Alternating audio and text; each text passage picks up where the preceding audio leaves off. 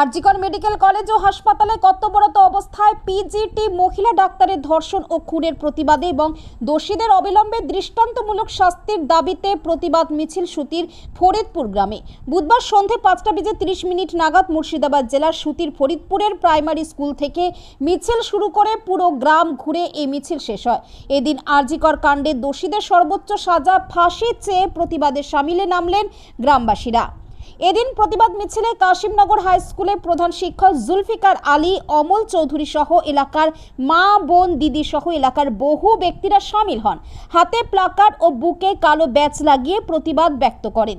মূলত দোষীদের ফাঁসির দাবিতে মুখরিত হয়ে ওঠে গোটা এলাকা। প্রতিবাদ মিছিল ঘিরে সুতি থানার পক্ষ থেকে কড়া পুলিশি নিরাপত্তার বন্দোবস্ত করা হয়। প্রতিবাদ শেষে কি জানালেন উদ্যোক্তারা, শুনুন।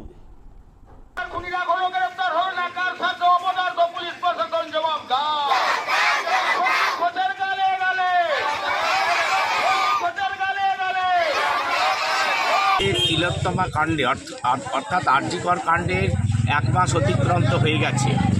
একটা চুনোপুঁটি ছাড়া বড় বড় রাঘব বোয়াল, যেটা সবাই সন্দেহ করছে এই হত্যাকাণ্ডের সাথে জড়িত ছিল, তারা কেউ ধরা পড়েনি। সিবিআই এবং পুলিশ এই কাজে অগ্রগতি তেমন দেখাতে পারছে না। অত্যন্ত পরিকল্পিতভাবে এটা সংগঠিত খুন এবং ধর্ষণ বলে আমরা মনে করি। এটা শুধুমাত্র পশ্চিমবঙ্গে নয়, সারা ভারতবর্ষে এমনকি বিশ্বে এই খুনের বিচার চেয়ে শত শত কণ্ঠ, হাজার হাজার কণ্ঠ, লক্ষ লক্ষ কণ্ঠ, কোটি কোটি কণ্ঠ ধ্বনিত হচ্ছে। আজকে ফরিদপুর এলাকার আমরা দেখছি যে সাধারণ জনগণ, বিশেষ করে বিড়ি শ্রমিক, ছাত্র ছাত্রী, যুবক সবাই মিলে স্বতঃস্ফূর্তভাবে এই গ্রামীণ এলাকার মধ্যে ভারতবর্ষে এই তিলোত্তমার জাস্টিস চেয়ে আজকে মিছিল করেছে প্রায় 400 ব্যক্তি। এটা একটা ইতিহাস। এটা শুধু বড় বড় শহরে নয়, শুধুমাত্র এটা কোনো মানে ব্লকে নয়, গ্রামান্তরেও তিলোত্তমার অপরাধীদের ফাঁসি চেয়ে মহিলারা, বিশেষ করে গ্রামের মানুষেরা এবং এমনকি বিড়ি শ্রমিকরা গর্জে উঠেছে। আজ ফরিদপুরের এই বিশাল মিছিল এবং তাদের দীপ্ত কণ্ঠস্বর প্রমাণ করলো যে তিলোত্তমার বিচার যদি না হয়, উপযুক্ত ভাবে তদন্ত করে দোষীদের ধরে তাদের যদি ফাঁসি না হয়, যত দেরি হবে বিচার, ততই মিছিল বাড়বে, মানুষের কণ্ঠস্বর বাড়বে বলে আমরা মনে করি।